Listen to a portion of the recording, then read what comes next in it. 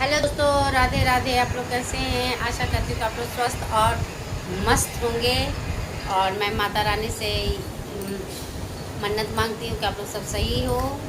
देखिए मेरा बेटा है ऐसा गेम खेल रहा है, देख सकते हैं आप लोग। कैमरा आप चला गया तो वो अपने आप को छुपा रहा है कि मेरा शक्ल ना दिखे कैमरा में। और इधर देखिए मेरी बेटी, इधर नाश्ता हो रहा है इसका, देख सकते हैं आप लोग। फल लेके बैठी हुई हैं और मैं हूँ, नाश्ता वास्ता हो गया है मेरा। मैं चुपचाप बैठी हुई हूँ इन लोग के साथ में, मस्त गश्ती कर रही हूँ।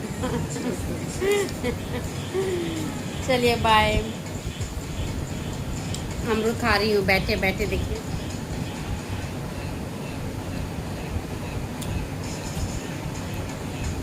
थोड़ा पक गया ज़्यादा, नमक डाल के खाने में टेस्टी लग रहा है।